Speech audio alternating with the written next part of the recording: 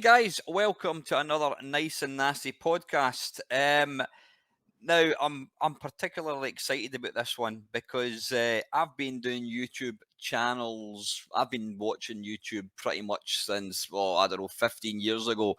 I only thought that YouTube was cat videos and people falling off skateboards, and somebody alerted me to a certain person called Steve Benway. He said he's got a channel, and I'm like, channel? What would you mean a channel? So the guy sent me a link, and I found out that there was like-minded people. They love old video games, computers, etc. And I subscribed to Steve. And then another one that I stumbled across is this gentleman that we're going to meet this afternoon, the Shadowsnose. I've been watching your videos pretty much, I don't know, since 2006, no, 2012, 2013. So Andy, when did you start on YouTube? When did you start making content? That's a good question. It's about 11 or 12 years ago. So it was, So 2000, the same as me then, yeah. something around that. What I find particularly interesting, I mean, obviously, what part of Germany are you from? I'm near Cologne, Düsseldorf, Cologne. Right, So the right. most western part of Germany, like half an hour away from the Dutch border and like less than an hour away from the Belgian border. Ah, see, right. Obviously, your English is fantastic. My German, wie komme ich am besten zur Burg, bitte? Du gehst geradeaus und dann links und dann rechts. That's about. That's very good pronunciation, actually. No, I'm not joking. It's I back in school. Thanks, Ava.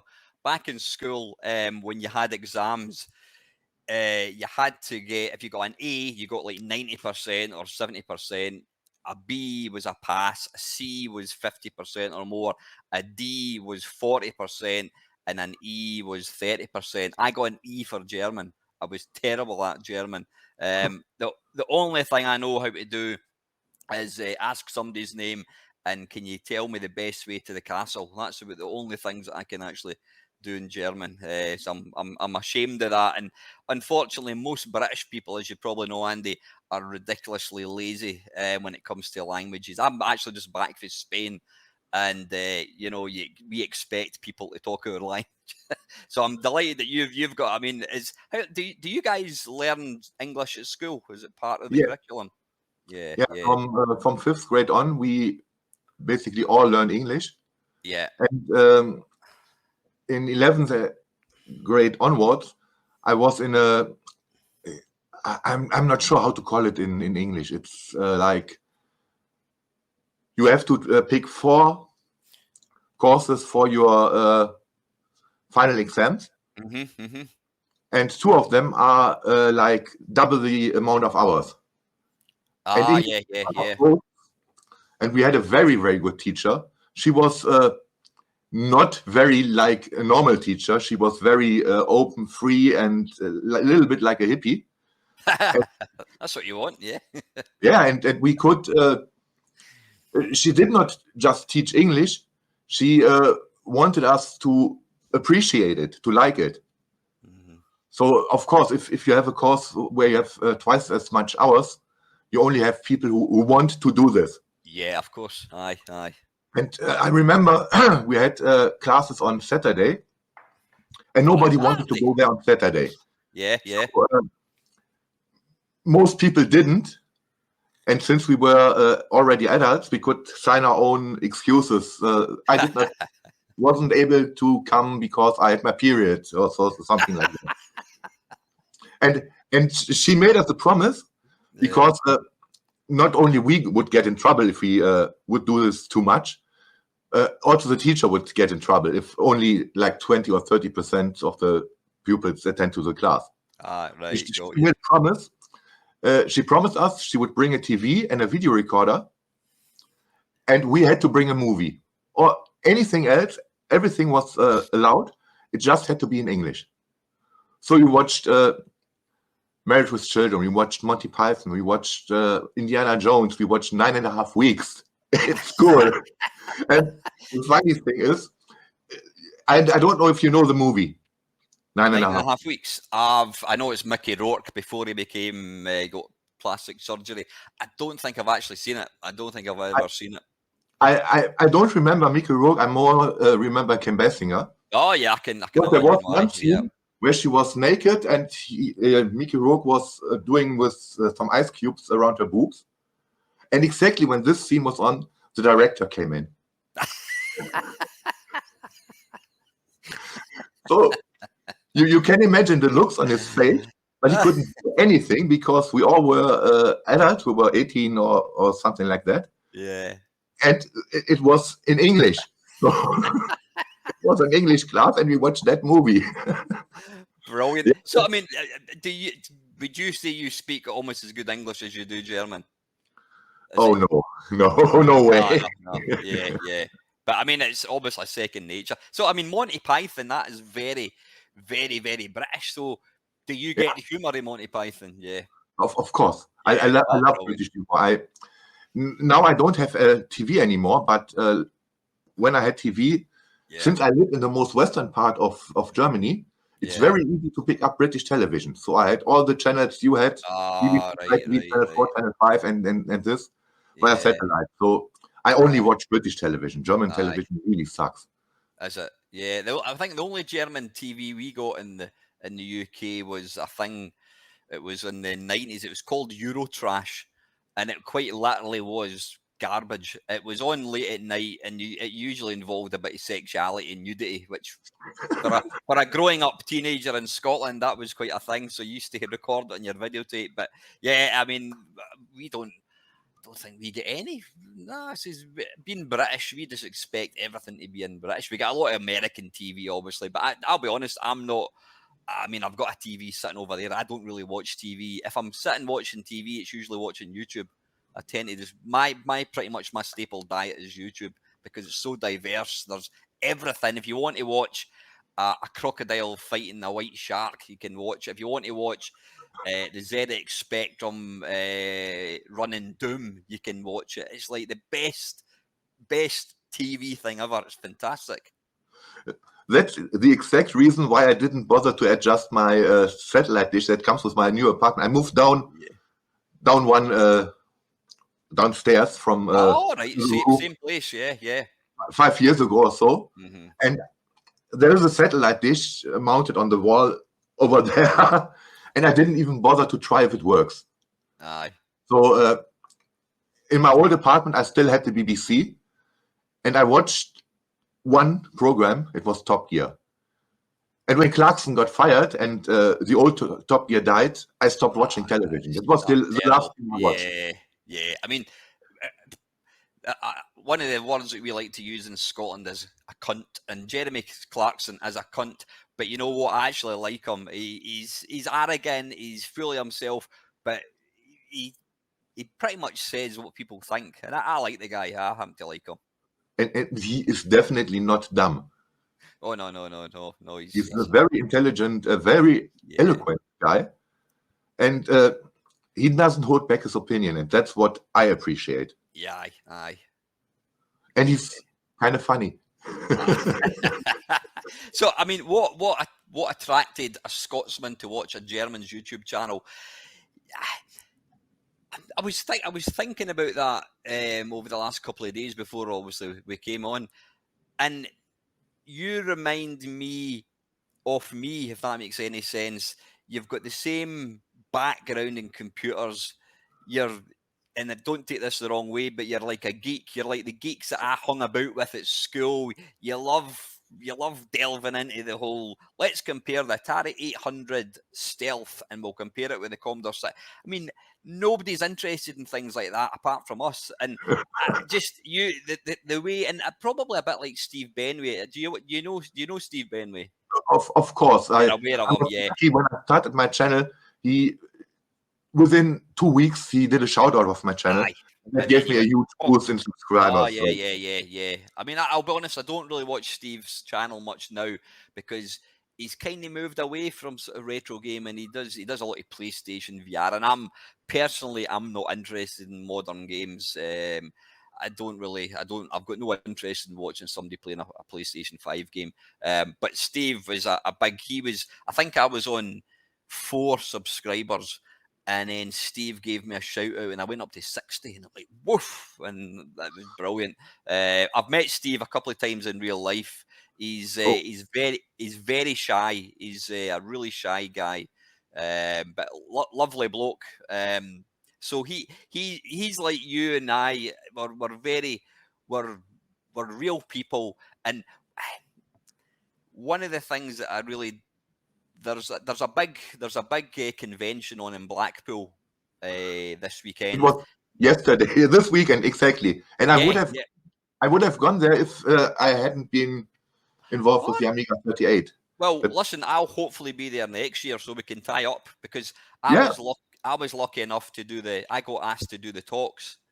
I got to interview John Romero, which was John was sitting there. I was sitting here. John's sitting there, and his wife was sitting there, and I got to ask him about Doom, and I said to him, Doom was an absolute groundbreaking game. Doom 2 was phenomenal. Hexen was great. Dakatania, what the fuck happened to Dakatania, John? And he just started laughing. He went, "Oh, I know." So I've got to interview. Who else did I get to interview? Tim Fallon. I've met Sean Southern, Mr. Chip Software. I've met Sean's actually. I wouldn't describe him as a good friend, but he's on my Facebook, and I'm going to be doing a 12-hour live stream on the 5th of November for charity. I did one about 5 years ago, and we raised £1,000, and it all went to really good causes. So I've got another one. The people, I don't want to say who I've got, but I've got some really, really well-known people from the industry. I'll give you one example. Kevin Toms, Football Manager. We had different football managers in Germany across different teams, but I've got some really good people. I've got Andy Walker, who programmed Super Pipeline task set. I know Super Pipeline. Yes, of course. So I've got about 6 or 7 people that have promised they're going to come on. Even Gary Penn, who ex-Zap reviewer.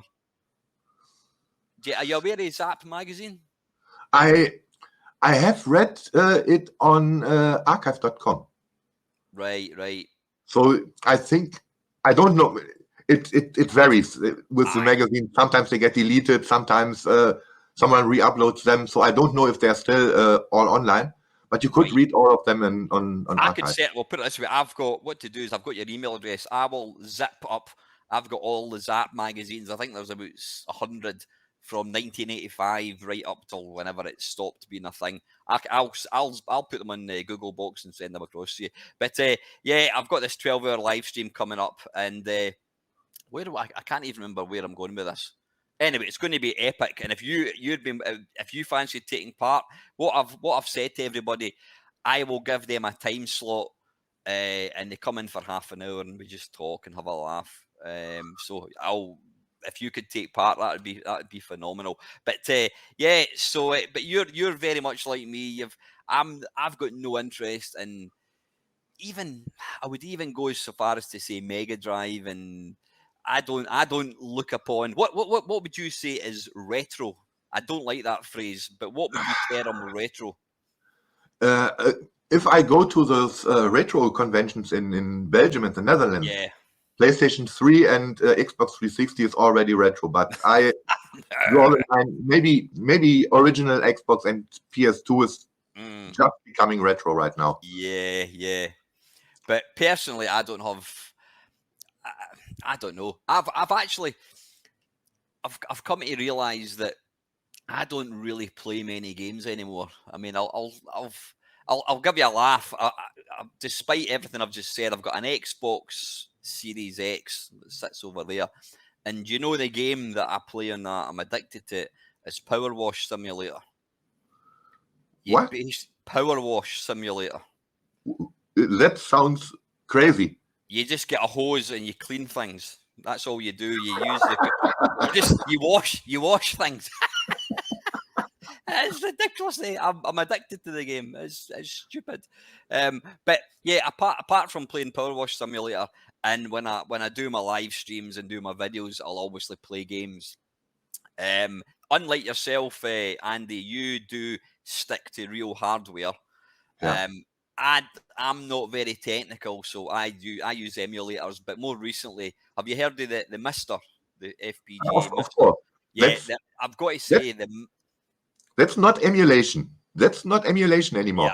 yeah. That's replication of the real hardware. So I would be very happy if I could play on the Mister, but it's very expensive. It So is. It is expensive. It is expensive. But I've got to say, I mean, one of my mates, it was called the Mist. It's made by a guy called Lotharek from Poland. He made this, and my mate had this Mist for about 10 years ago, and I would say, so what does that do? Oh, I can play that. I says, but I can play that in emulation. That, I thought it was rubbish. But then over the last 10 years, especially the last couple of years, people were trying to explain to me what the Mister does that, for example, a Raspberry Pi or a PC, he says it's about the authenticity. You're not running an emulator. It's effectively you're running the real hardware. And I thought, okay. Anyway, I decided to take the plunge, and I bought one second hand, and I've got to say it's been an absolute game changer. I'm currently, I mean, I've got quite a big collection of old hardware. I've got original Atari 800, I call it the tank edition. It's got all the metal. It's like really heavy. I've got lots of original hardware, and I'm now in the process. I'm not getting any younger, and because I can't fix computers, what I don't want to do is dig out the Atari 800, go to switch it on, like, doesn't work. Oh, bugger. So I'm now quite happy to get rid of all that stuff and just use the Mister, because what I like about it, I've got it set up upstairs. I've got my monitor, just a little monitor, and the keyboard. And if you want to play, for example, the Dragon 32, have you heard of the Dragon 32? I've heard of it, but I don't have Yeah, one. it's you don't want one, they're rubbish. It's, But it's anyway, like a TRS-80 Coco, basically, oh I think. yeah, that was the same type. Yeah, and then you had like the Auric and all these things. So if you want to play the Auric, you switch the Mister on, and then you get the little cursor. That's it. It's like, how do I load a game? I'll need to go to Google, right? Load, blah, blah, blah, and you've got to type in the commands. So it's as good as owning the original hardware. The only difference is, instead of having this little Auric keyboard, you've got a PC keyboard. But for all intent and purposes, you've got the original hardware. You've got to load, right? Like, for example, on a Commodore 64, you've got to type load, in fact, we'd call it inverted commas, star, inverted commas, comma 8, comma 1, return. Then you've got to wait, and then you type in run. So it's great. It's like having the original hardware all in this little box. It's tiny. It's a tiny little box. So that, for me, that's been an absolute game changer. And I would encourage anybody that wants to experience how it should be, especially somebody like myself, who's maybe, and yourself, you've got a lot of original hardware. I'm not saying go and sell it, but you could probably sell a couple of your machines and you could fund a Mister, because you can thank me later when you do get one. I mean, I had an Amiga 1200, love the Amiga. I sold that about 6 months ago, because the Mister, I don't know if you know the background of the Mister. The Mister was developed by, I don't know who it was. They wanted to replicate the Atari ST and the Amiga, and that's what the Mister was. And it's great. You can go into Workbench, you can run Workbench, but I'm all about games. You just load up this hard disk image. You've got every single game possible. Boom, there you go. So I sold my Amiga because it is that accurate. And I watched before I bought one, I watched a YouTube video of a guy, I think it was in America, whatever it was, and he owned a Sharp X68000, and he owned quite a number of like original arcade machines, and he was wanting to get, is it Dodon Pachi, which is like a bullet hell I shooter. know it. I love it. Yeah, apparently these go for like, I don't know, £5,000, and somebody had said you need to get a Mister, so he bought this Mister, and he thought Dodon patches flawless, and he loaded it's called Core. He loaded the Sharp X68000 Core, and he went, "This is just as good as that." He says, and that there is always breaking down. It's got problems. You need to be able to speak Japanese to use it. And then he realised that all the games, all the arcade cores, like every arcade game is its own core. So you've got Ghosts and Goblins core, you've got Space Invaders core, and he said he said we'll call it emulation just for the purpose of this me talking.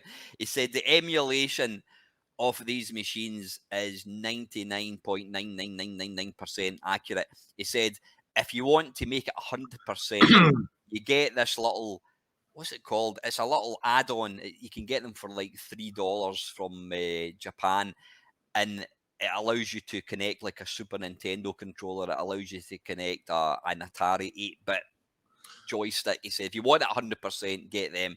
But for people like myself, it's phenomenal. And what I like about it, and this sounds really daft, you're as old as me, Andy. You'll remember the early days of MAME when it was Dave. I think I remember the release when they got over 100 supported games. So very early when I started using MAME. My go-to website was Dave's Video Game Classics. Mine was MU China, because they had all the ROMs after MAME got popular enough, so they could not post the ROMs on regular sites. Yeah. Well, this was the good old days of MAME. This was Dave's Video Game Classics would literally just have hyperlinks to all the ROMs, and you just go clink, save, click, save, click, bump, bump, bump, and you could just save all the ROMs.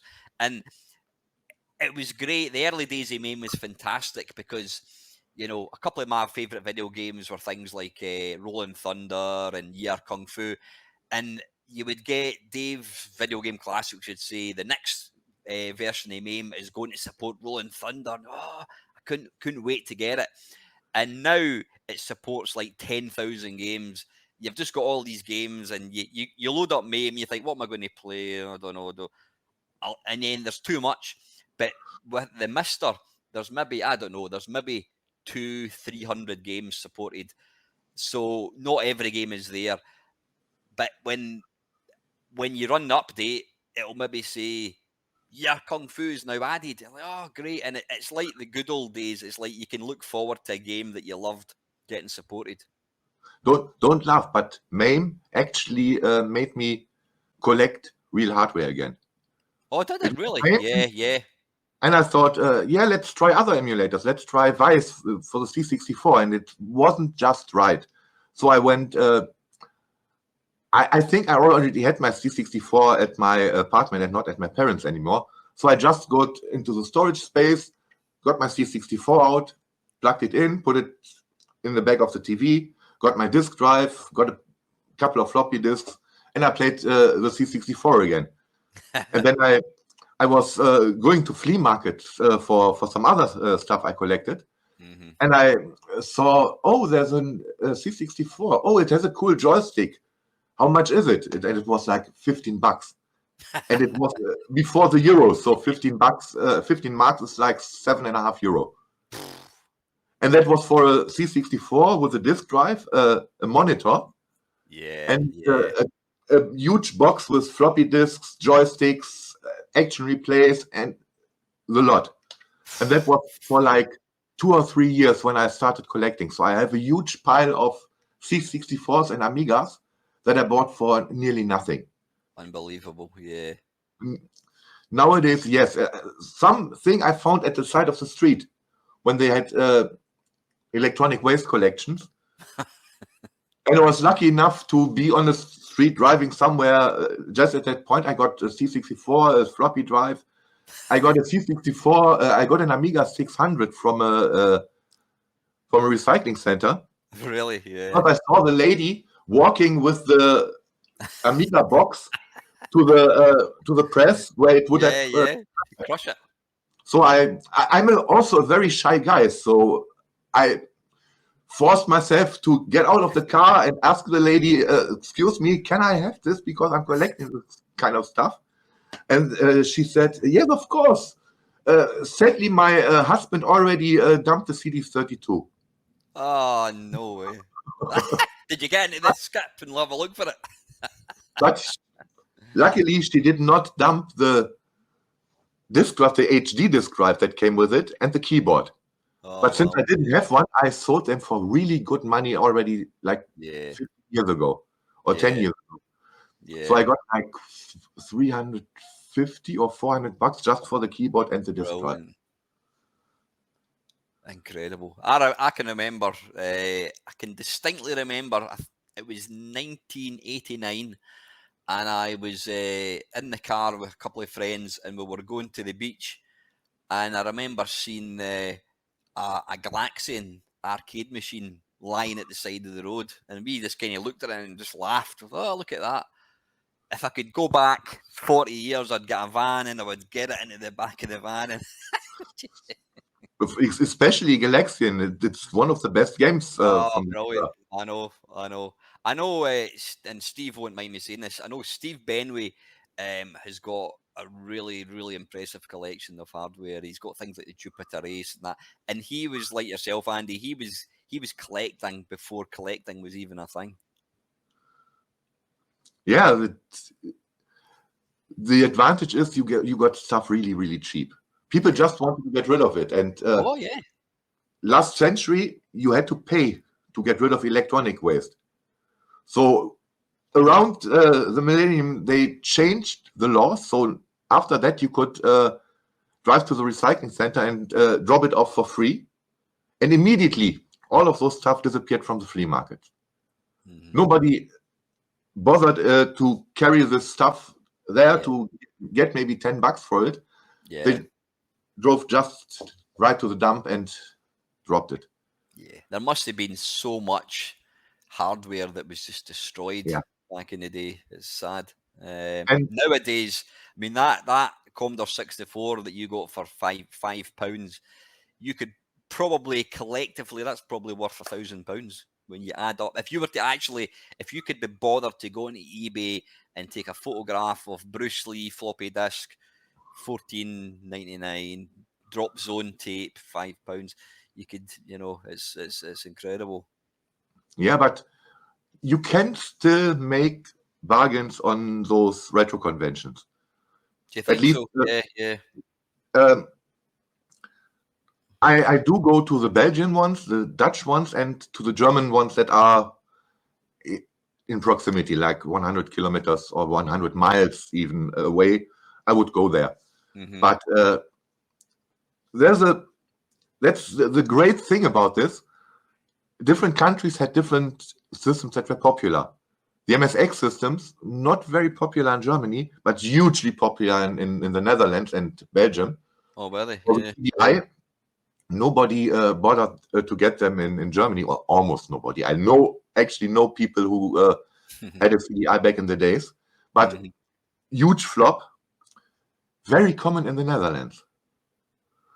So I got all my CDI stuff I got from the Netherlands, and I started collecting it like 10 years ago, and back then it was dirt cheap. It's not dirt cheap anymore, even in the Netherlands.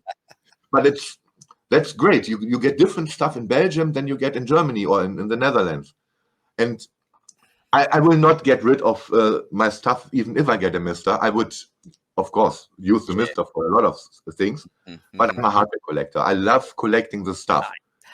So I have like now I have like 4, 5, 6 spectrums, different shapes. I even have one in one of those mod cases with a really good keyboard. I have 2 Atari 800 XLs. One of them I've lended to my mate Tomaniac. Because I can only use one, and if my breaks, I can still get the other one back. Yeah. So I don't sell hardware anymore. I never really sold it. It was just this stuff that I knew I would never use. Usually, I give it away for free. If a friend, if I know someone who wants, I gave the Spectrum to Tomaniac as well, because I really know he would appreciate it. And Yeah. he visited me on his birthday, or on the weekend after his birthday. And I said to him, I have a little birthday present for you. And I gave him the Spectrum, and the glare in his eyes, it was amazing. Oh, Since then, he updated this machine to the limit. yeah. And I really like if I can do something like that. Yeah. And And then, it's yeah, I mean, hardware. a present, you would think, but I only buy hardware if I really want it. But if I already have two Spectrums, I don't pay 100 euro for a Spectrum. Yeah. But if you're lucky and you can wait and you go to many of those events, you can get one boxed for 40 bucks. You just have to be quick because that is gone after 15 minutes. That's the problem with me. I'm on an island, so we can't just jump across the border to another country and go to these things. But yeah, it's great. I mean, it always saddens me when I hear people talk. I mean, there's you see some of these YouTube videos, and there's guys that have got, they're obviously multi-millionaires. They've got these massive collections. They've got like complete and boxed Super Nintendo games. They've got every Dreamcast game, and they're all boxed, and they're all on these shelves, hundreds and thousands of games, and all these different boxes. And I think that is sad, because games should be played. Games and computers should be played. And that's probably why I'm wanting to sell mine, because I've got my Atari 800. And that was my holy grail. It was the first computer that I saw running a game, and it was No, it wasn't Bruce Lee. It was Summer Games by Epix. And I remember watching the guy doing the gymnastics, and I couldn't believe. I actually thought I was watching the TV. It was like I couldn't believe what I'd seen. I'd obviously seen like Space Invaders, and then suddenly there was these realistic graphics. So the Atari 800 was it was my holy grail. I never owned one back in the day, and I finally got one. I got one years ago. But the only reason I would sell it is, well, two reasons. One, it's in a cupboard and it never gets used, and that's not really. If I was to die, my daughter, who's 19, she would probably just go, I'll put that in the bin. She doesn't know what it is. She has no idea what this is. It's just some old piece of whatever. She doesn't even, she doesn't understand that these were computers. She thinks it's a keyboard. She doesn't realize it's a computer as well. So, have you ever tried to play retro games with your daughter? Oh yeah. When she was younger, she used to play. We used to play. I've got the original Xbox. Still got it over there. It's a great emulation machine. We used to sit and play things like Rodland and yeah, and that's things a great two-player game. Yeah. So she used to play some of the older games. One of her favorite games. What was it called? It was on the Mega Drive. Sega Crystal Pony or something. It's terrible, but she used to love that game. So she used to play. So she does. She's got an awareness of these old systems. I mean, I've got 3 arcade cabinets in my kitchen, so she knows they exist. But if I was to die tomorrow, she would just look at these things and like, get rid of them. So yeah, if money wasn't an object, if I had a massive house like in America, I would have a basement, I would have my Atari 800, and I'd have a CRT, and I would have the proper joystick, and I would have all these systems set up, but I don't have the space for them.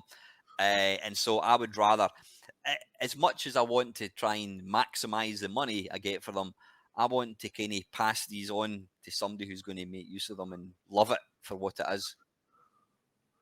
Yeah, if you don't use the machine and you don't have the space, I'm lucky that I have all the space, because I'm alone in a huge, for German, it's a huge apartment. Yeah.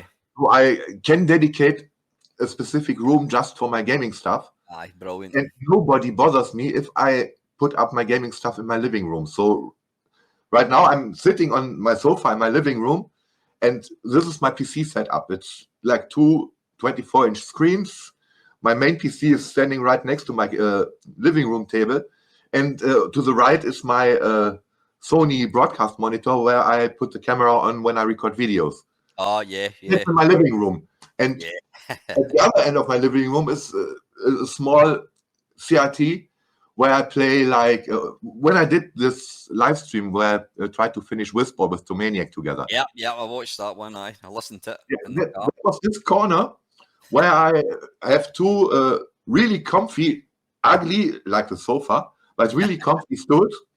And we sit there and enjoy playing. So Aye. I don't have a wife. I don't have a girlfriend who would be bothered by this. But if it would be my wife or my girlfriend, she wouldn't be bothered.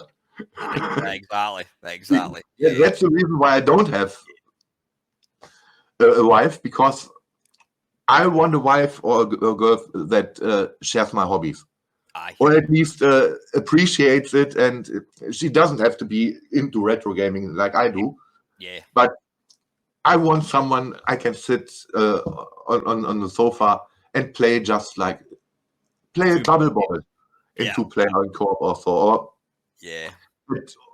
at least someone who isn't bothered if I have my friend invited to play with me these games. Yeah. You know Yeah. how women are. If they are not involved in anything, they cannot tolerate it.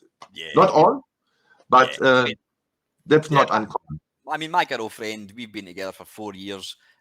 She isn't interested in video games, but when she comes here, she'll have a game of Space Invaders, and I think she's actually quite proud of what I've done regards YouTube. And when I was interviewing John Romero and all these people, she would share it on YouTube. She would share it on Facebook. So she's proud of what I do, and she thinks that she keeps saying, "Oh, you should."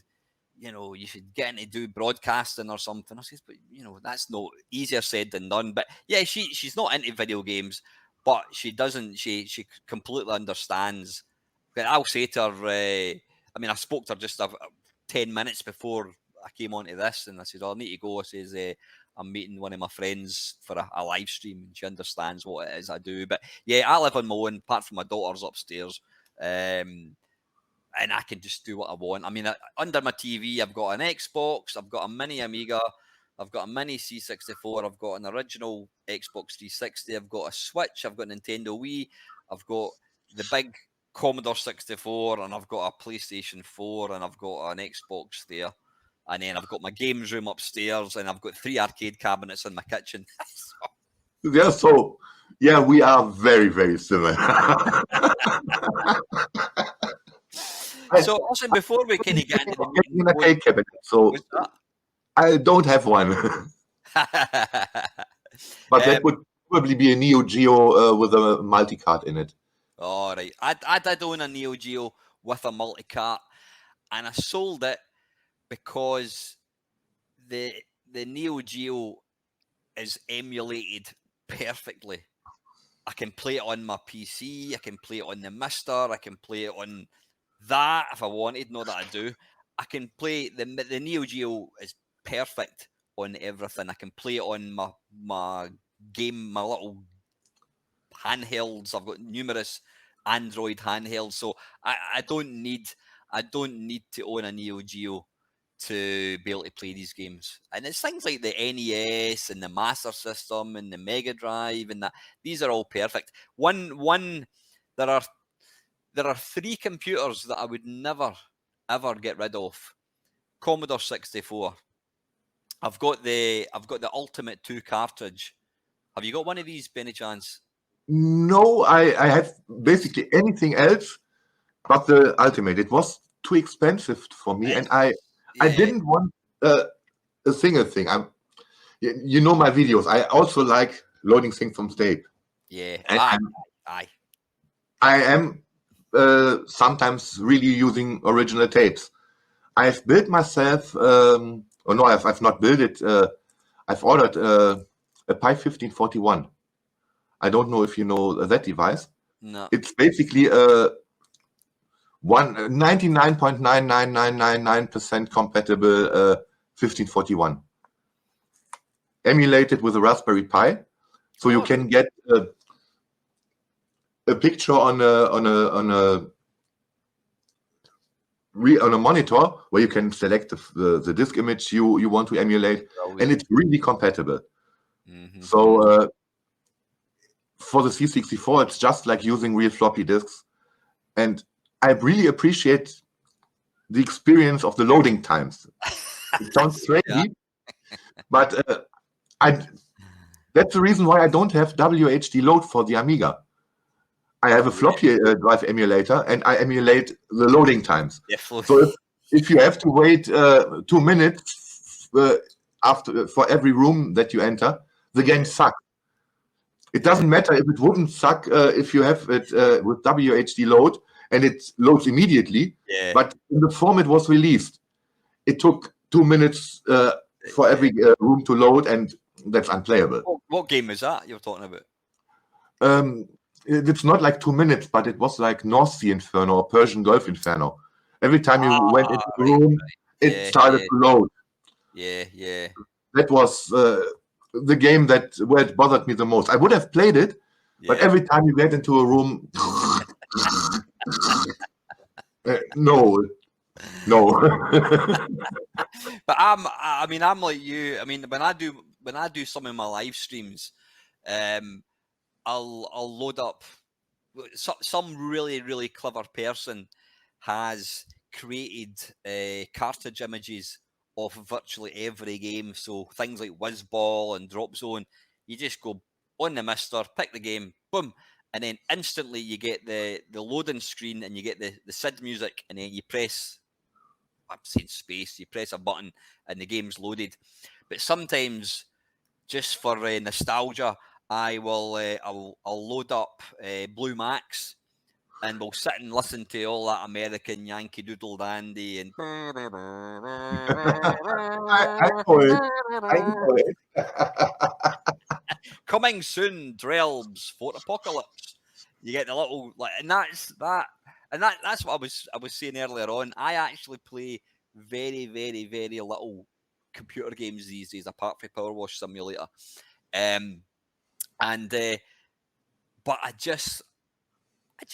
I've never grown out. I still get excited when I think about the Commodore 64, and it still amazes me that I've got an SD card which is like smaller than my fingernail, and any game, if I think, right, what am I going to play? I'm going to play Ghouls by, was it Micropower or something? Ghouls, there's Ghouls. I'm going to play Seaside Special by TaskSet Software.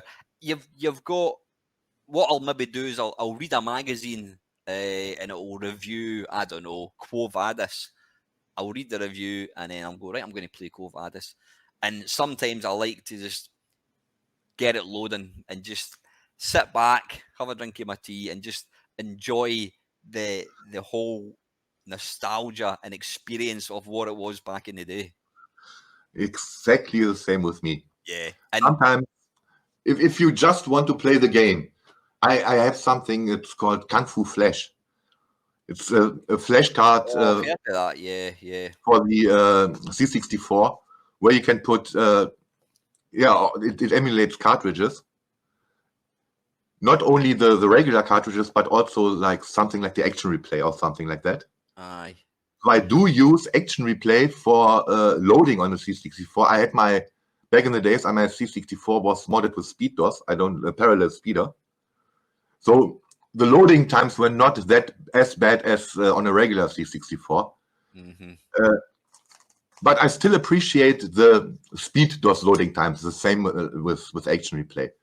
Yeah, sometimes you just want to play a game for a second, whatever. But use the flash card, you get the cartridge image, and start it. Have you got this Kung Fu thing that only runs cartridge images?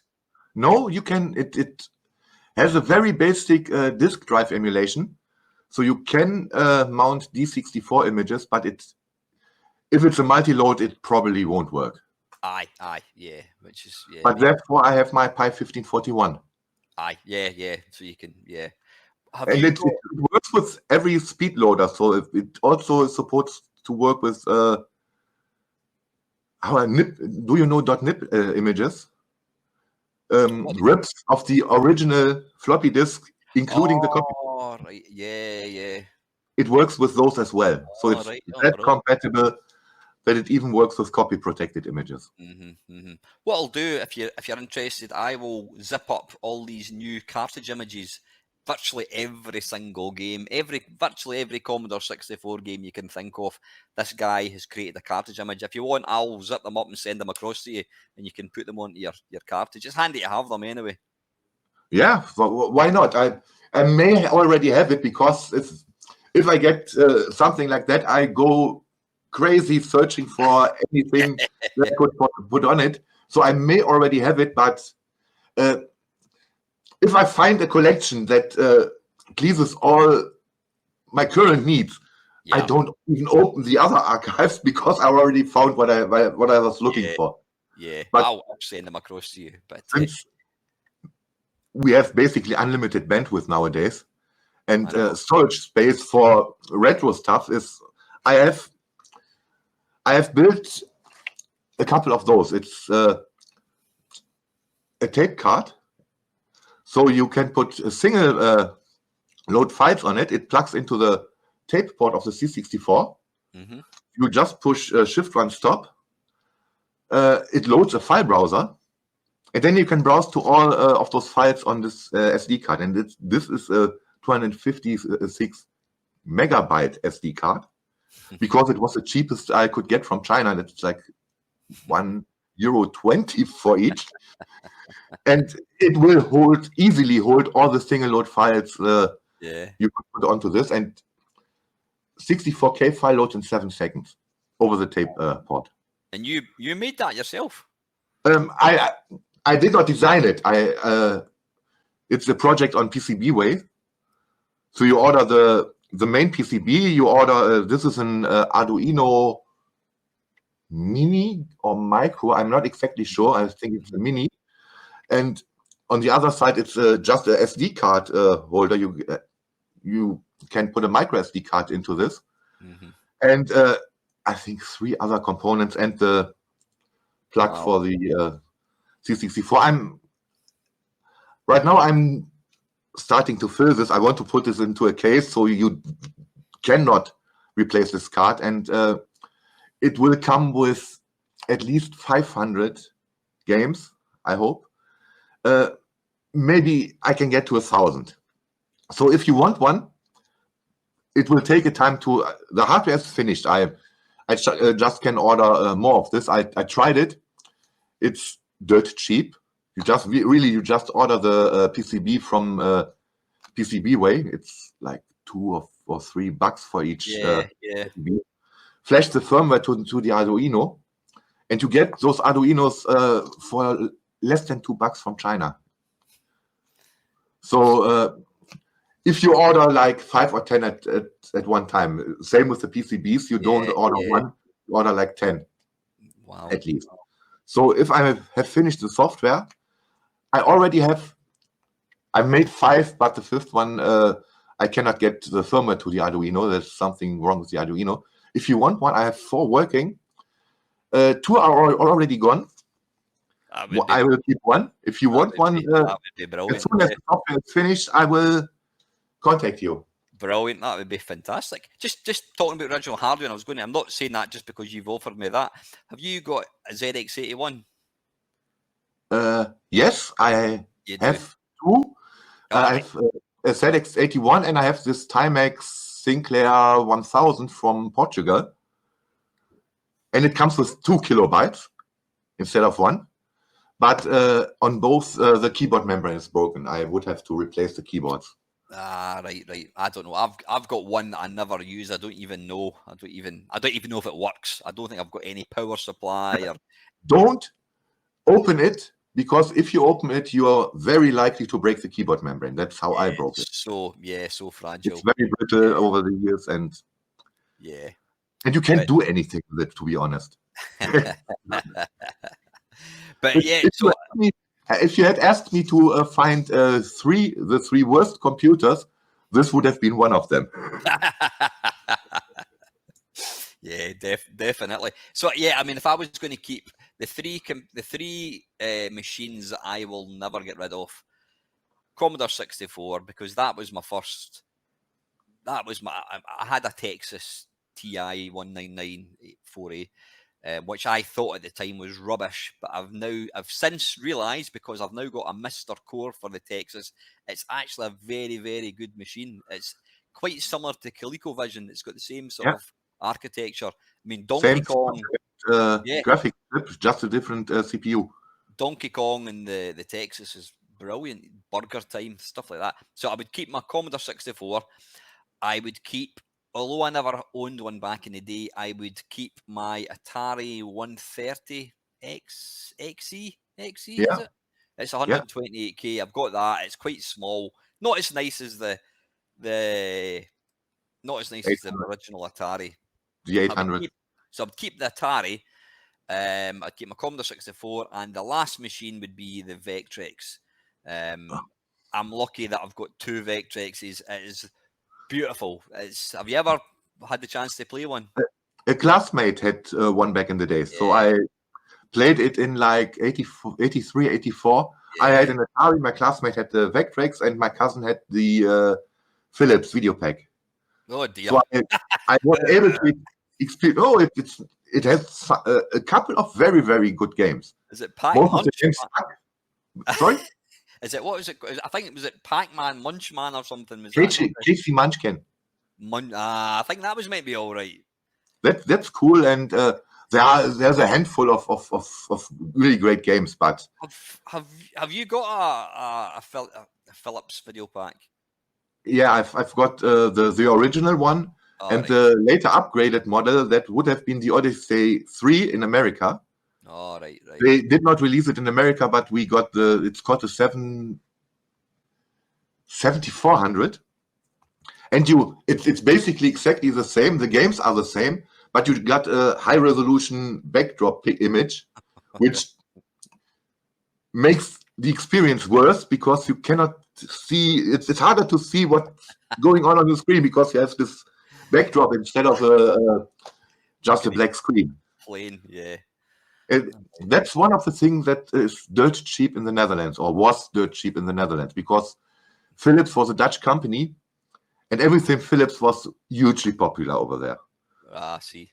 So I got some very good deals on the games as well, and just recently I finished collecting the two Imagic games for it. They got Demon Attack and Atlantis, and they are pretty rare from my experience, because it took me 8 years to get them, and then I got them within 1 year. 8 years of going to like 50, 60 of those events in total. Never seen a copy, and then within a year I got both of them boxed for half the price that I would have paid for the loose cartridge. So that was like, what? So persistence pays out. 8 years. Well, I was going to say you could have. I've got a video pack which I never use, but it sounds like you've. So yeah, I can't even get rid of them. I can't give them away. But yeah. So brilliant. So just quickly before we crack on, the Amiga show. So what is this? Is this an annual event that you go to then? It's a biannual event in my hometown, organized by a very close friend and another, I would call him friend as well by now. So it was like I was going with my mate. We were going to the 30 year anniversary show for the Amiga in Amsterdam, and then we met Markus, who wanted to do the same in Germany. So it was the 30 year anniversary in Amsterdam was in spring, and he wanted to do a similar show in Germany in autumn. And as I say, I'm very shy. My friend talked to Markus, and we went to and I asked if I could do a live stream of the show. And Marcus said, yes, of course. And so we got into contact. I did a live stream from the 30-year anniversary in Germany. Yep. And that was the only time where everything worked okay. Because we had a sponsor for the internet connection. You know, internet in Germany is a very difficult story. Because you can get very, very good internet. I have fiber optics internet, and I'm the lowest subscription I can do is 100 megabit down and upload. That's the worst I can get. But like 5 or 6 years ago, I had a 1 megabit connection. And I mean, I live in a relatively small village, but it's like less than, no, it's like 5 miles to the city center of a 250,000 inhabitant city. And it's like 15 miles to the state capital, Düsseldorf, which is 500,000 people. So you can live not very rural, but slightly rural and get terrible internet. You can even live in a big city and live in the wrong road, and you're going to get proper internet. Yeah. Or you can be very, very lucky and have like I fiber optics internet with a very high bandwidth. So the location where the 30-year anniversary took place, we had no internet at all. So we had a sponsor who built up a huge antenna array on the balcony, had 4 parallel streams on all 4 mobile providers we had in Germany back then. And that was the internet we had for the stream. So that went perfectly. Next year, or 2 years later, we couldn't get the sponsor because the technician from the sponsor was also an Amiga fan. So we didn't have to pay the time, and the sponsor only had to pay for the bandwidth. The hardware was paid for anyways. The guy who set up the hardware wanted to go there anyways. He got, of course, tickets and everything for free. And they only had to pay for the bandwidth. That's probably the cheap part. It was still a significant amount of money. But so we could get a really good internet. The next 2 events on the old location, we really struggled. We didn't even get viable internet for audio streaming.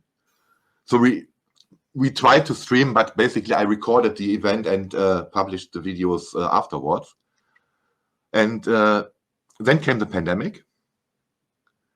So one of the events was cancelled, and we moved to a new location, which is great because it's even closer to where I live. It's actually in the city where I was born, Mönchengladbach. And now we do have internet. It's still not perfect, but last year I streamed over my mobile phone because we had trouble with our Wi-Fi, which I and my friend and I were responsible for. So I quickly changed the stream to my mobile and ran down to the router and tried to fix the Wi-Fi for the entire event. It was not just for the stream, but we also provided free Wi-Fi for the visitors. So it grew. Yeah. It was a very quite small event, and Marcus organized the first 2 totally on his own, and then there's a lot of money involved. This year we had like 800 visitors. Wow. Or 850 visitors. Yeah.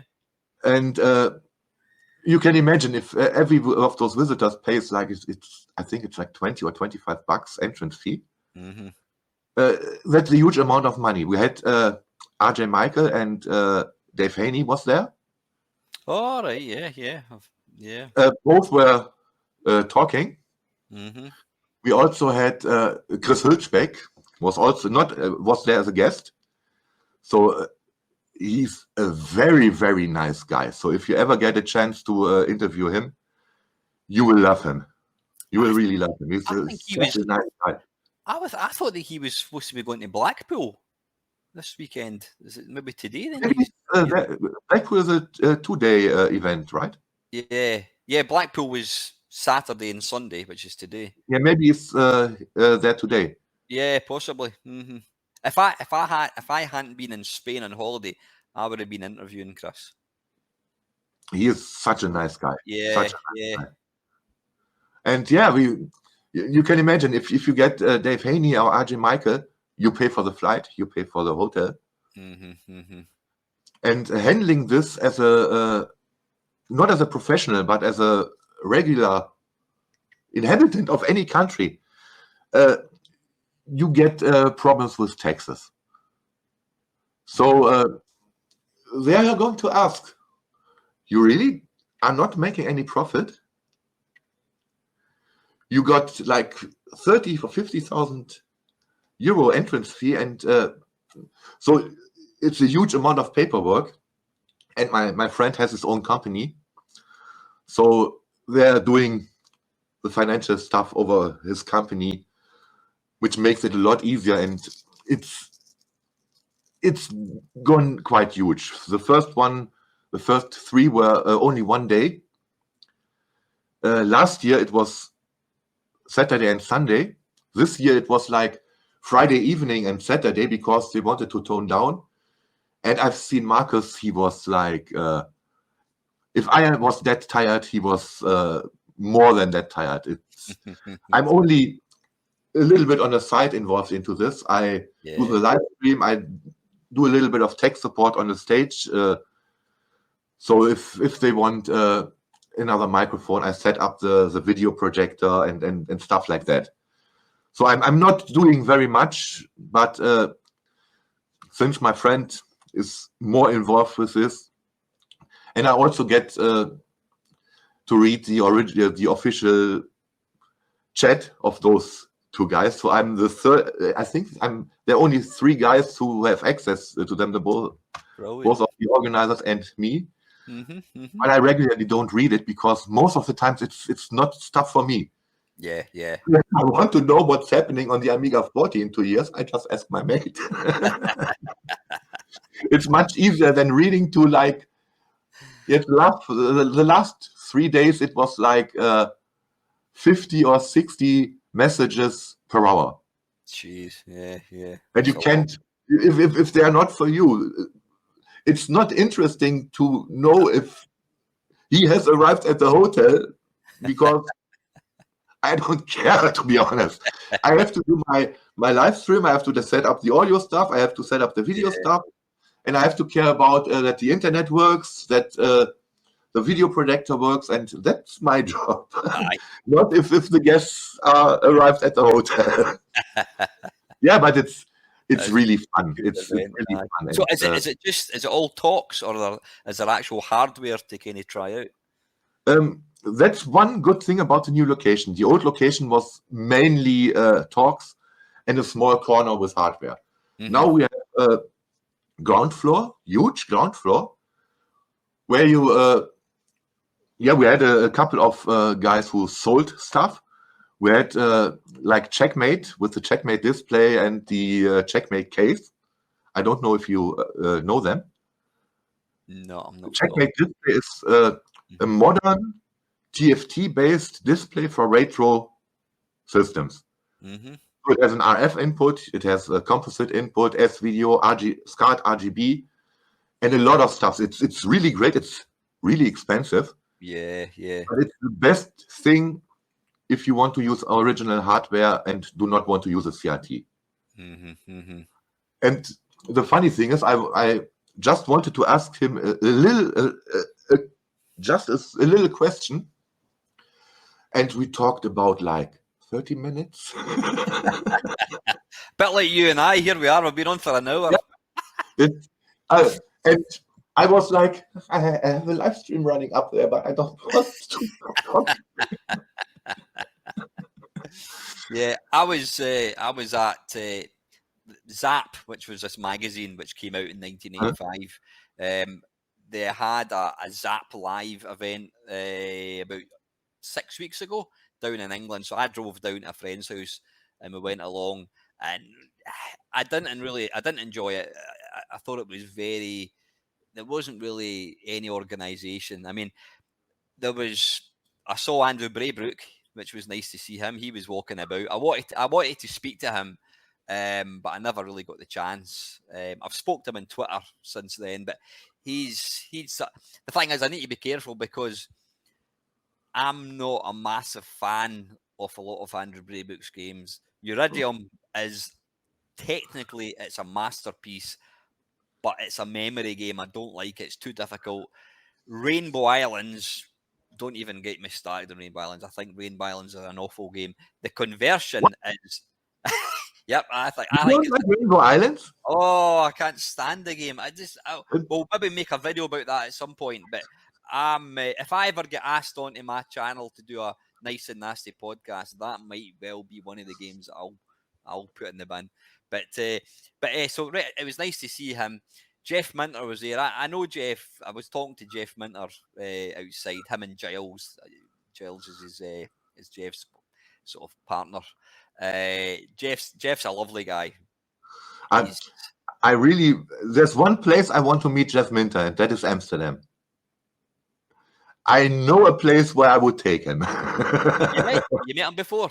No. No. Jeff is. But I don't know if you know Amsterdam. I don't know if Jeff is still into. He probably was into smoking cannabis. Oh, I think he probably is. Yeah. Yeah, and I know a really nice coffee shop in Amsterdam. They have like 4, 5, 6 really well maintained pinball machines there. Oh, right. Yeah, really well maintained. Yeah. And they swap them regularly, so you can. I go there once a year, so. And every time they have at least 1 or 2 new pinball machines there, and that's amazing. Mm-hmm. It's not crowded. It's not within the city center, so you have to walk a little bit to get there. But it's just like where can you get regular pinball machines? Have a nice smoke, have a drink, meet some really nice people. You always meet nice people in a coffee shop.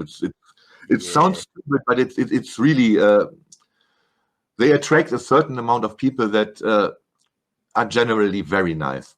Mm-hmm. So I celebrate my birthday in Amsterdam, and that's my birthday treat to get there, to go there, get stoned, play some pinball, and hope I don't get a multi-ball, but because that's a sensory overload. If everything blinks, everything. I've never been to Amsterdam, but I'll make a point if I ever do get across there. I'll need to. That's they also have a it's like it's an arcade hall where you pay an entrance fee, and all the arcade machines are set on free play. Brilliant. And you pay like $20 entrance fee, and you can stay there the entire day. Yeah, it's a bit like all these events. We've got Play Blackpool. I think there's Play London, Manchester. I can't remember. There's it's one of the best arcades ever. It's called Arcade Club, and it's a guy called Andy Day. Andy Day. He owns. I don't know. He must own several thousand arcade machines, and he's got them set up over 3 floors, and it is every single arcade machine you could ever hope to play. It's incredible. But so it was nice to meet Jeff. Jeff did a talk. We got are you aware of Heart of Neon? That's the new film that's getting made about Jeff Minter. What? It's called The Heart of Neon. It's a film all about Lamasoft. Okay. Now I get it. Yeah. So we got to see. They actually gave us a half an hour preview of the film. So we got to see the Heart of Neon preview, and then Jeff and Giles came in. And the thing I like, I've tried. I mean, I've known. I was part of the Lamasoft forums. Now, to any of my younger viewers, forums are what Discord is now. It's an old-fashioned group where you type in messages to people. I was part of Lamasoft called yakyak.org, still exists. That I joined that back in 1997, I think it was. So I've met Jeff quite a few times. He is probably one of the most sincere, genuine. He's just like you and I. He happens to be quite famous, but he's a gamer at heart, and he's really shy. He's very, very quiet. I remember the first time I met Jeff. Sorry, I'm going off topic here. I'm doing a Billy Connolly where I start talking and I go away off in a tangent, but then I eventually come back to what I'm talking about. Back in 2005, Jeff was working on Unity for Lionhead Software, which was Peter Molyneux. That was his software company. It was going to be do you know, have you played Space Giraffe? No, I don't think so. Oh, you need to I asked Jeff what his favourite game that he's written is, and his favourite game is Space Giraffe. You can get it on Steam for about £2. Then that's my problem. I'm running Linux. Oh, you've got Linux. Ah, right, So, right. just getting on Steam is not enough. Right. I probably could get it running on Linux, but then I don't have a graphics card that would play anything newer than like 15 years or so. Right. What I got about the cheapest graphics card that I could get because I needed a graphics card. It's Right. just a PC for video editing and general PC stuff, not for gaming. See. What have you got? Do you own an Xbox 360? I own an Xbox 360, but I have still some problems getting on it logged into my Microsoft account. I don't even know. Yeah, it's I probably. don't think you can still read it. I don't have it for long, so maybe you cannot register an Xbox 360 with a Microsoft account anymore. I think that's the problem. They've probably closed down the servers. But yeah, Space Giraffe it's kind of like Tempest, but it's got all these visuals and sound effects, and it's very difficult. But anyway, so Jeff, that was his favorite game. But he's one of these guys. He's such a genuine person. He's a gamer first and foremost. And he was talking about how he was talking about him and his dad were at one of the big Commodore shows, and they were in a bed and breakfast, staying overnight, and they were having their breakfast in the morning, and they looked out and there was a guy cutting the grass with a Flymo. And I think his dad said to him, "That would actually be quite a good video game, son. Why don't you make a game about cutting grass?"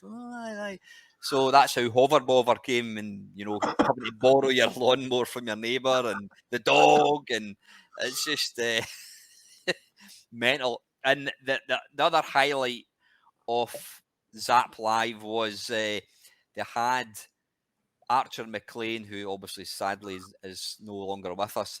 His brother gifted Archer's Commodore 64 and Atari 800 that he programmed Drop Zone on. So they were on display, because when I got there, I thought, look at the state of that computer. It's filthy. It was really black. It was obviously, Archer must have been a smoker because it was like really yellow and all that. And I thought, you think they would have cleaned them up. And then I realised that these were the original machines. So I played Drop Zone on both the Commodore and the Atari 800. So that was quite special.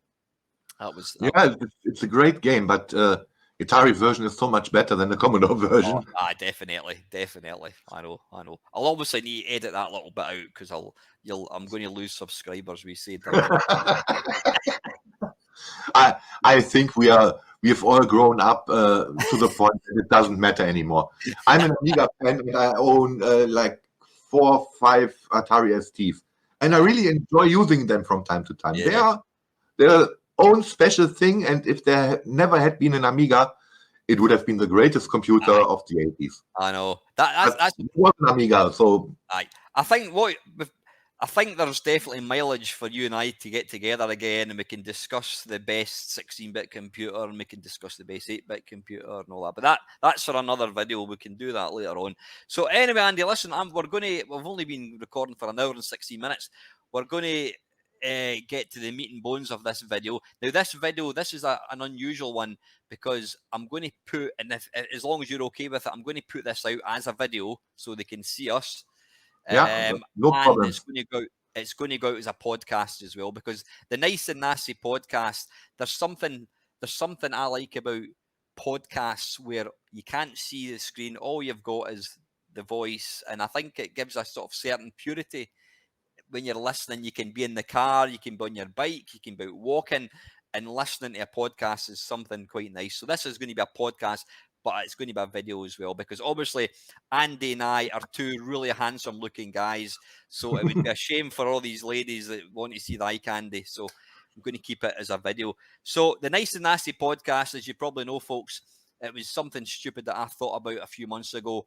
I ask my guests, I don't ask them, I tell them that I'm going to get rid of every single computer game that's ever existed. They don't exist. I'm going to ban them, but I'm going to allow you to take 3 games that you want that you can play on a desert island, whatever. You can pick 3 games that you can play. These are the only 3 games you will ever get to play ever again. So what I'd like you to do, Andy, is to give me number 1. They don't have to be in any particular order. Give me what game, what one of your 3 games would you pick and why? The first one is Civilization 2. Just because I got it. I got the version that runs on Windows 3.1, so I got it pretty early, and I played it ever since. So I haven't played it for like 2 or 3 years because since I'm on Linux, I have a clone like OpenSith, and I play that instead. But if I could choose, I would choose Civilization 2 because I played it for like 20 years now.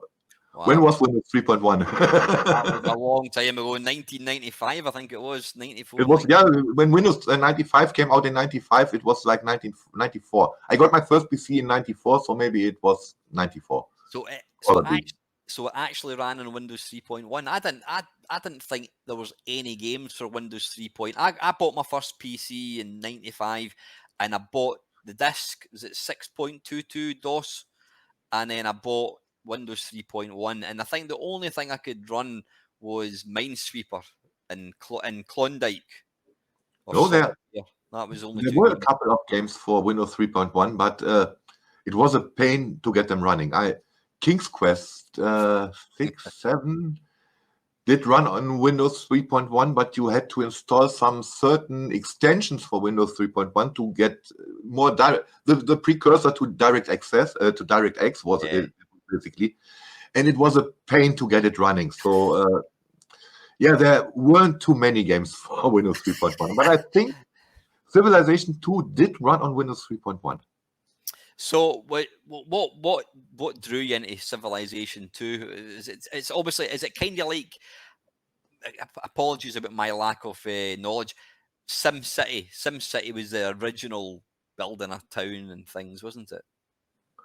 Yeah, it's what draws me to it. It's not real time. It's round based, so you can think about your moves.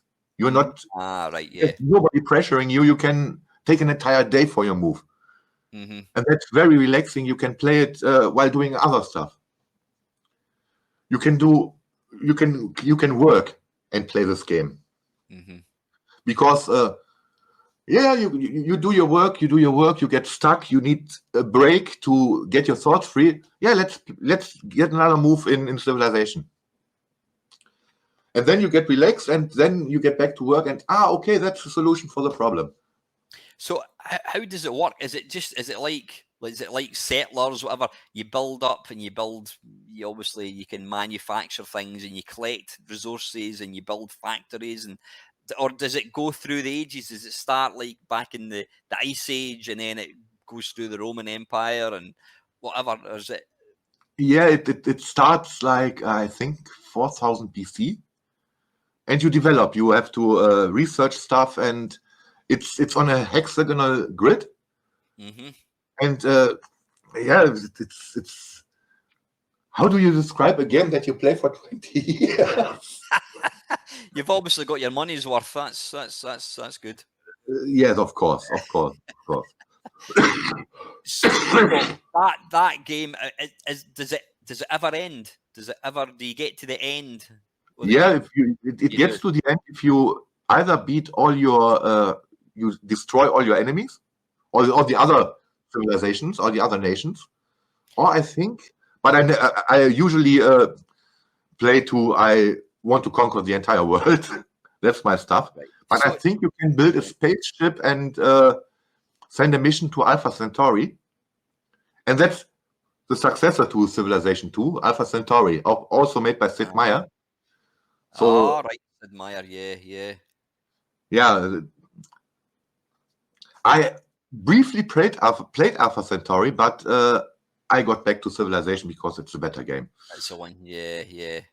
Brilliant. I mean, I think what's the latest civilization? Is there like Civilization 7 or something on PC? Or you I don't know? don't know.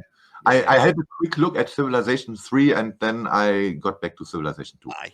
That's what happens. Yeah, they bring out an update. It's like Sensei Soccer. They brought out an update, but I still go back to the original Sensible Soccer. I liked World of Sensible Soccer, which is great, but I always go back to the original because I just think it plays better. That's kind of what happens with a lot of things, I suppose. Once you have a perfect game, there's nothing to improve. Yeah, definitely. So Civilization 2 would be your first game. What would game number 2 be? I think it's called The Settlers in English, Die Siedler, Oh, the original one. Settlers on the Amiga, the Commodore Amiga. No, I would prefer the DOS version because there are limits on the Amiga depending on what CPU you have. There's a maximum amount of settlers that the program can handle. And as far as I know, those limits don't exist in the DOS version. Otherwise, they are basically identical. And you get an SVGA mode in the DOS version. So you get a higher resolution. You can see more of the area. Right, also does work on the Amiga. But I played the Amiga version to the death back in the days. It's the only game I ever bought twice. I bought it on the Amiga, then I got my PC, and then I bought it again for the PC. Just to learn that the manual with the copy protection symbols was exactly the same, and I could just have copied the document. There you go. Have you still got your receipt? You can take it back and get your money back. I don't think the shop even exists anymore. I'll give you a quick one. I bought Elite off eBay. I mean, I did own. I had a Commodore 64 and I had disk drive and that, and I sold it about 40 years ago. But and I had Elite was one of these games. I bought Elite off eBay about 5 years ago, and it's even got every single bit. Did you own Elite for the C64? That's one of the games that I really hate. I could not play this game because I, just like you hate Rainbow Islands, I hate Elite. I do own a German version copy for the Amstrad CPC, but I'm still trying to find someone who has an Amstrad with a disk drive and appreciates the game. And not speak German because it's all in I German. could even get rid of the English version, but yeah, it's much harder to get rid of the German version. But this version I bought, you got the novella, you got the manual instruction, you got the keyboard overlay, you got a poster for your wall. Yeah. Anyway, I digress. But the receipt, this guy bought this down in a place called Newcastle in England, and he paid £14.95 for it. Back, I think it was July 1985. So if that shop is still there, I might well take it back and get my money back. Anyway, so Settlers is obviously is that quite similar? Settlers is more like real time. Settlers is more real time. Yeah. And I'm 5 minutes before we started this call, I was still playing the Settlers. Were you? So I'm playing, this is the game I play right now. Yeah. And again, a game I bought in 1992 or 93 when it was released. I bought it when it was released, and I even drove like 100 miles to a shop who has a copy there because I just had 2 weeks of vacation, and I wanted to play this game for the 2 weeks. And on the first day of my holidays, I fold every store I got asked for in my magazines, and the one that had a copy was like 100 miles away, and I drove there. You And got drove my 100 miles for a game. That is, no, that is sorry, it's 100 kilometers. It's only 60 miles. that's still a long way. That's a long way for a game. Awesome. So again, is it a game that you complete, but do you just enjoy playing it over and over and over and over again? Yeah, Yeah. you have a randomizer for the words that creates. So Right. So it's click on the randomizer, and it's not an infinite amount of words, but it's like a couple of 100,000, I think. yeah. So it's different every time you play it. You can adjust the strength of your enemies, and it's just a game. You don't have to pay attention all the time, but it still keeps you involved in it. You see a lot of small little creatures walking around. You see, the goods are not transported very well. You're constantly moving around without doing anything. You're just observing, And it's and that's a game that kills hours, days, weeks if you really get into it. I had a friend. I don't see him anymore now. He's moved away, but he loved. I think he had a Sega Mega Drive. He loved like football, FIFA, and all that crap. But then I persuaded him to buy an Amiga 1200, and he bought Settlers. And like yourself, he played Settlers constantly. He thought it was one of the best games ever. It's not a game I've ever really tried, but yeah. So quite a similar. Would you say Settlers is similar to Civilization, or is it two different games? No, Civilization is a very calm game. Yeah.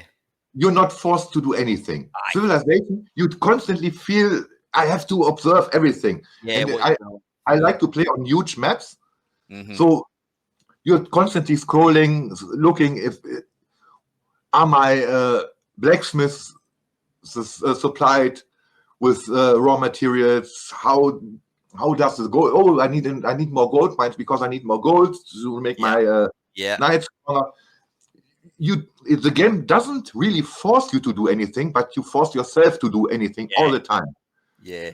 So if you play it for 4 hours, you don't achieve a lot on a huge map. So you play 4 hours and you don't even get close to an enemy most of the times. But you spend 4 hours relaxed, but always forced to do something. So it's a great time killer. Yeah, I'll need to check that one out. Brilliant. So that is game number 2, and your third game. What would it be? Those two were easy, but the third one was a little bit hard. I was split between Pirates and Jagged Alliance 2, and I think I would choose Jagged Alliance 2 because that's another game I bought when it was released, and I played it ever since.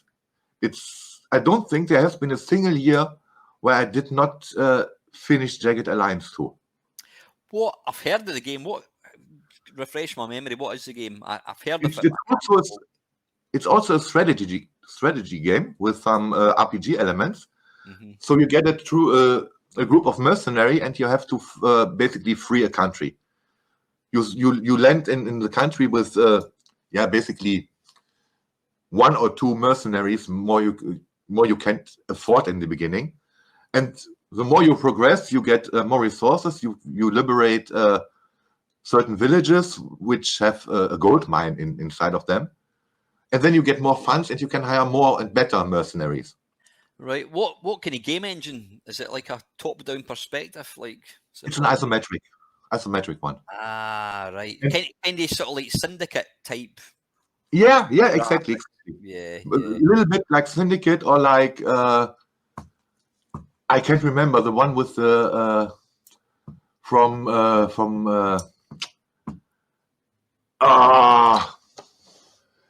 the title music is War Hasn't Been So Much Fun. Oh yeah. Megalomania. Megalomania. Megalomania. No, not Megalomania. It was called We cannon fodder. Cannon fodder, Yeah. exactly. So a mix I know that. of syndicate and cannon fodder. Right. So it's is it sort of kind of real time? It's as long as you're roaming and you don't are not in a battle, it's real time. And as soon as you get into a battle, it's again round based, so you can get your time to plan your moves. And that's what I really like about this game. Yeah. It doesn't bother you take lots of time to get to a next battle, but once you're in the battle, you have all the time you like to do what you want to do to get your moves planned best possible. So there's a lot of character. So all the mercenaries, every mercenary has its own character. Some of them are really psychos, and it's from the era where you still had those 2D graphics, isometric. It's basically 2D, but it was powerful enough to give every soldier his own voice. Yeah, and that really adds to the atmosphere in this game. So you can get into a situation where you tell your soldier to get around the corner and try a headshot, and then your soldier gets around the corner, empties the entire magazine into the guy because he gets into a killing spree, and then you get this soldier saying, "Did it hurt, moron?" First time I've had this situation, I was laughing my ass off. I was mad because of course, he spent all his action points to empty the magazine. I wanted to spare some action points to retreat back around the corner. Yeah. And he just emptied the entire magazine and probably got killed afterwards. But I was laughing my ass off. Ah, brilliant. So it sounds to me you've kind of got three similar games. One is like chess; it's turn-based, so you can play your move, and then you can go and make your tea or your dinner and blah, blah. And then Settlers is more observational. You could actually just sit back and not do anything, and you're just watching and observing, and you're tweaking things. And Jagged Alliance is more hands-on. You're controlling characters and you're telling them what to do. So quite three similar sounding games, but so you would be happy being on a desert island if these were the only three games you could play again? Yeah, it's basically, if those are the only games I will ever play. Yeah, I want some games that I can play for a very long time. Yeah, you'd be quite happy. I would love to play Rainbow Island just to tease you a bit, because I never finished it. But once I would have finished it, I probably never play it again. At least not play it again for like 5 or 10 years. And I never had this with those three games I've chosen. Yeah, no, good selection. Brilliant. Right now, unfortunately, things are going to take a turn for the worse, because I'm going to ask you to pick three games that, for whatever reason, you hate, or you just feel that it's created a genre of a game that you don't like, or what are your three worst experiences? I know, obviously, coming from an 8-bit background, there was a lot of, let's be perfectly honest, absolutely pish games, really shit games. So it's tough, but I'm going to ask you to pick three. Again, what game number one should never have existed? I have to spoil. E.T. is not on that list. That was really hard, because there are so many so bad games. So I've chosen games to represent a genre of games or a category of games that are universally bad. So the first one is Bionic Granny from Mastertronic. And this stands for a lot of early budget games, which are, I would have been ashamed to publish this as a type-in, to be honest. Yeah. It's very basic gameplay, very basic graphics, and not entertaining at all. Really not entertaining at all. And there were a lot of those games in the mid 80s. You'll not be surprised, but the guy that I had on, a guy called Del Boy, he was on my Nice and Nasty podcast last week. Bionic Granny was one of his games. I mean, it's the thing about back in whenever it was 1985 games. Have you heard of Gary Bracey of Ocean? Have you heard No, of Gary? no, I haven't. Gary Bracey was one of the three directors who started up Ocean Software. There was Okay. there was Dave Ward, there was Mark something or another, and then Gary Bracey was brought in. Gary was the guy that got the. Gary used to he knew he was in Steven Spielberg's office negotiating the license for Jurassic Park. So Gary was like the market manager. What am I talking about? Why am I talking about Gary Bracey? I can't remember why I'm talking about Gary Bracey. Yeah, sorry. I asked Gary, Gary says, can you tell me something? When RoboCop came out for the ZX Spectrum, it was £7.95. On the Amstrad, it was £7.95. On the Commodore 64, it was £9.95. I says, why? He says, because we could. He says, because people who could afford the Commodore 64, in our opinion, had a bit more money than Spectrum owners, and we did it because we could. I says, I always thought, well, 64K is going to take, an extra 30% longer to fill than 48K. And he says, it was nothing to do with that. He says, we did it because we could. We charged £2, £1 more because we could. And Commodore 64 owners paid. And that was the reason they charged more money. They're doing the same thing nowadays when you look on your iPhone for a plane ticket or something like that. The plane ticket is probably more expensive than if you look with an Android phone. They're doing the same thing today because they assume if you can afford an iPhone, you can afford to pay 10 or 20 bucks more for it. Seriously? I never knew that. Fortunately, I've got some Japanese knockoff, which is great. It does the trick. I never knew that. That's interesting. That's terrible if that's true. What the hell? It also depends on your browsing history. If you do it on a PC,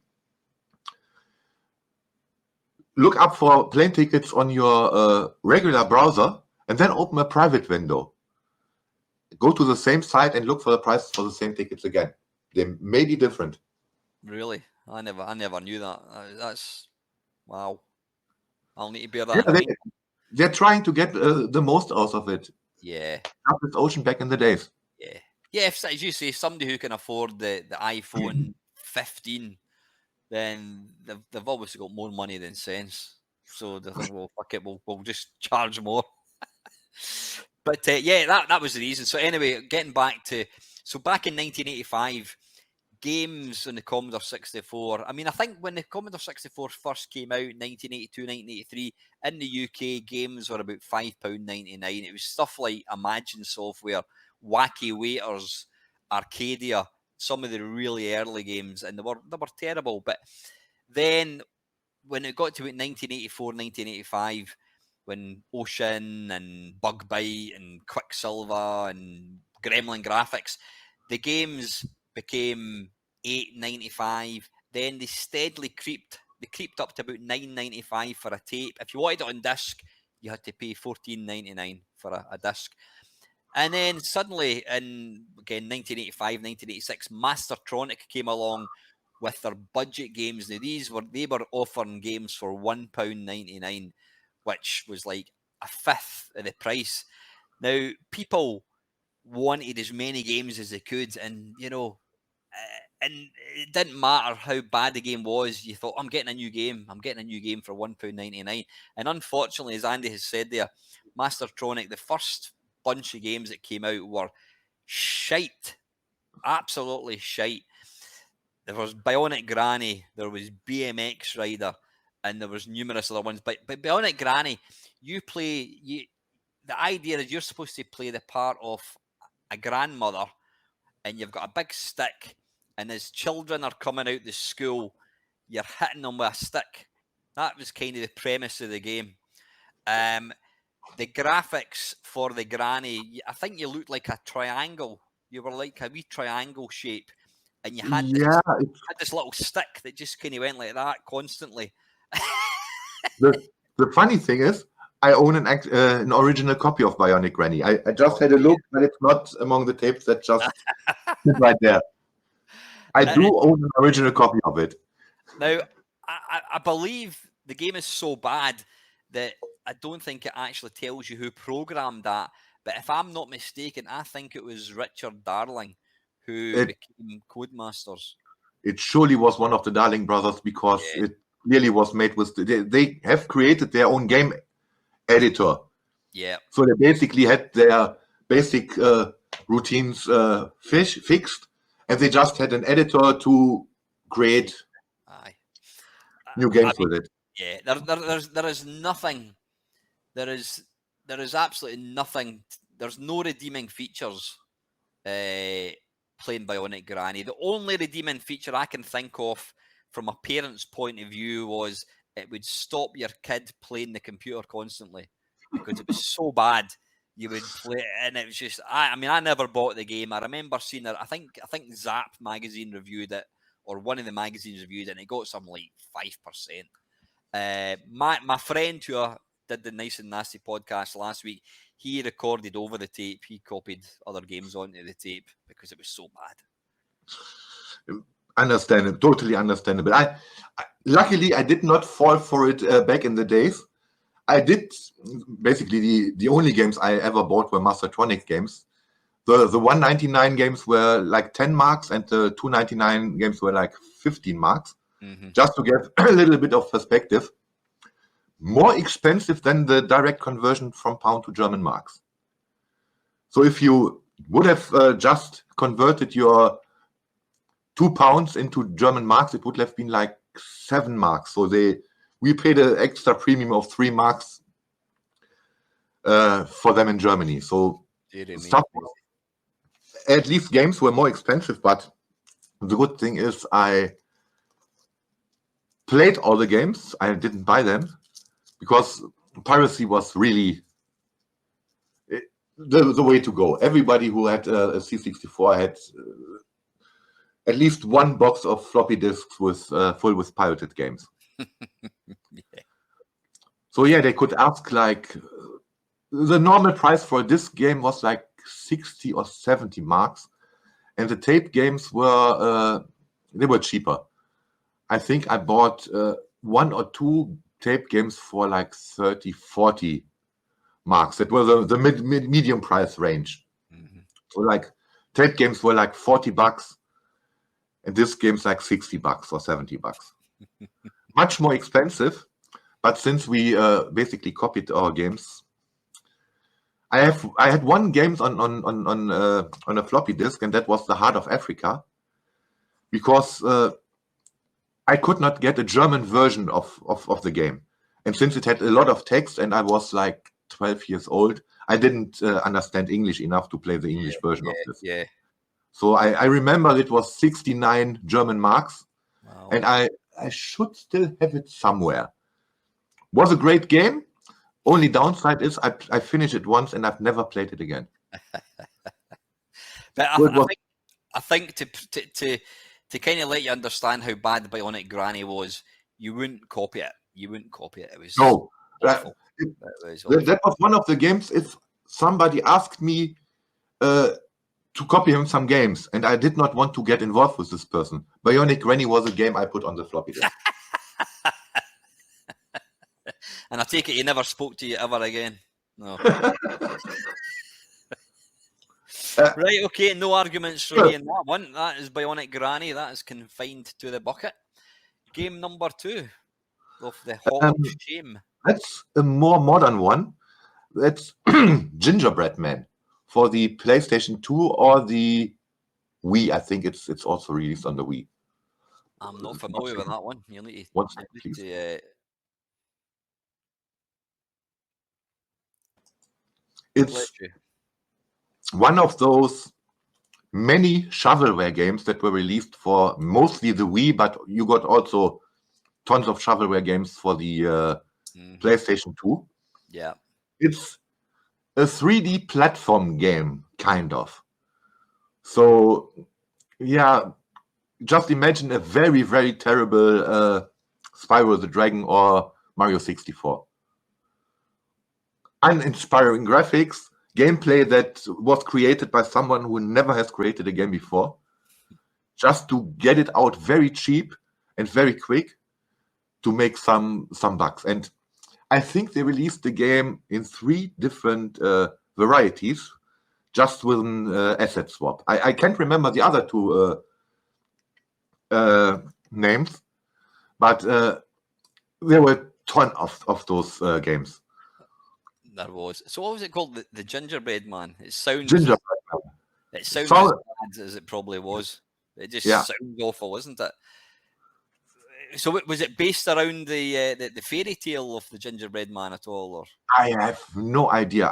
I made a video of it. It's like 10 minutes or so, and it's just a horrible game. I was not interested in the background story because the game was so terrible. I just it's a terrible game. Have a laugh at it and Yeah. forget it. Yeah. Unfortunately, I mean, the Wii was actually quite a capable machine.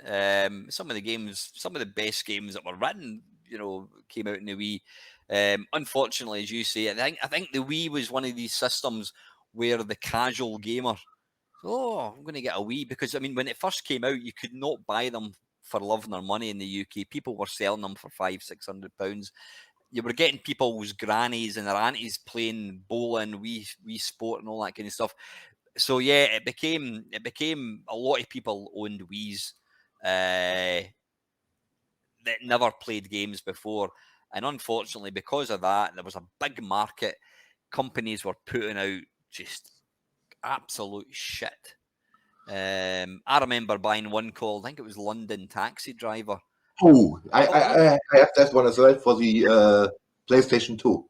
Great game. Great game. Is it really? Are you taking the piss? It's actually a good game. It's in the same category as Gingerbread Man. Oh, It's yeah. shovelware. It's just shovelware. And I remember. I mean, I copied it. And I remember. I think it was something like 100 meg of data. That was the game. It was like 100 meg. You had this CD, and it was like a tiny little bit of data, and they were charging £30-40 for that game. So yeah, there was so many just god awful games. I don't think it's as prevalent now. I mean, I don't think there's the PlayStation 2. I mean, I think the PlayStation 2 had such a long lifespan. You could still buy PlayStation when they were releasing like FIFA. I don't know, FIFA 2014. You could still buy it on the PlayStation 2. Yeah, the PlayStation 2 was a great console. Mm-hmm. And it was so popular that it was still a viable system to release games for. Because even though if only a small percentage of the people who bought the PlayStation 2 still were buying games, a small portion of a very huge group is still quite a bit. A lot. But I don't. Maybe I'm talking bollocks. But I don't think. I don't think there's as much shovelware on modern systems. I mean, people that own PlayStation 5s. They want their graphics to be, like watching it on a Blu-ray, whatever it is. So I don't think you get as much shit. But certainly the PlayStation 2 and definitely the Wii. Even the PlayStation, the original PlayStation, had a lot of crap in it as well. But yeah, absolutely god awful. Fortunately, I've never seen the Gingerbread Man. I might torture my viewers and put a link to your video. Is it still on your channel, then, Andy? I have to look. Or have you deleted it? Wait a second. I have not deleted it. I'll have a look. Well, what to do? I'll have a look, and if I can find the video, I will put a link down below to this car crash of a game. Yeah, Okay, that number 2. That was number 2. Number 3, what would be your game of shame? I think you know this one. It's Yolanda on the Amiga. This game is just trolling you. I think the only reason this game was created is to piss you off. Yeah. It's so unplayably hard. It's so frustrating that it kills every fun within the first 20 seconds of playing it. It was sure. I mean, games have to especially old games. I mean, you think back to like one of the classic 8-bit games on the Spectrum is Manic Miner. Manic Miners is a fantastic game. I love it to bits. And what makes it challenging is you've got to be pixel perfect with your jump. If you're 1 pixel out, you die. It's brutally hard. And there was only 24 screens. I never completed it. If they made that easy, you would complete the game in 2 minutes, 2-3 minutes. So that trying to fine tune the difficulty must be difficult. But Yolanda was impossible. It was stupid. It was like, why did you even make that game? Why have you gone to the bother of making a game and then you've just made it? I mean, to let people that have never seen the game, it's a platform-based game. Is that not the same as Hercules on the Commodore 64, or am I getting muddled up? I've read that in the comments on my video that it should be a successor to Hercules on the C64. So it wasn't the same game, it was slightly different. It wasn't the same game, but it was the same spirit. Aye. Spirit, yeah. Foul spirit. But yeah, the game is it's a 2D platform game, and you've got to try and, I don't know, you've got to try and discover the whatever it was. I don't even know exactly what it was, but it was single screen game, a bit like China Miner type thing. But you start running, it doesn't tell you what you have to do. You start running, and then the ground you're walking on goes on fire, and you die. And it doesn't give you any indication that's going to happen. And then if you do somehow eventually get onto a platform and you jump onto a rope, it'll suddenly fall and you die. And it's not fun. It's absolutely not fun. It would be interesting to know why they even made the game. I mean, was it just a piss take? It was a parody of how hard games are. I've read that there are actually people who enjoy this game. There are actually people who enjoy playing this game. Maybe they are up to the challenge, or they are just masochistic. There are people who like getting tied to a pole and getting whipped. Getting whipped and whatever. People Yeah. are crazy, so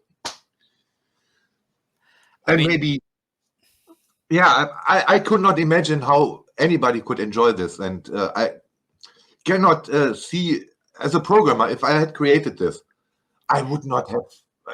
I could not have imagined that anybody would have liked to play this. It's. I mean, I can only imagine. I mean, I suppose. Oh no. I was going to say, if you took that to the desert island as one of your games, it would keep you going probably infinite. The thing is, it throws you in a random It's not random generated, but but the first screen varies each time. Yeah, you have. I think you have like 16 or so screens, and it picks one of those randomly. Yeah. So if you always start with the same screen, you can remember where you have to walk. But if you're always starting with a different one, your brain cannot handle this. And I think what makes it even more difficult, as soon as the screen appears, you've got, if you don't move within 3 seconds, dead. It's an absolute bitch. It's not even a game. Games, and I've been slaughtered online for saying that in the past, talking about, maybe I'm not, or I'm going to see your idiom, talking about games that are so hard. People will say, oh, it's one of the best games ever. It's got beautiful scrolling. It's 60 frames per second. It's got great graphics. And I'll say, yeah, absolutely. But when a game is so hard, it's not fun. And to me, it's not a good game.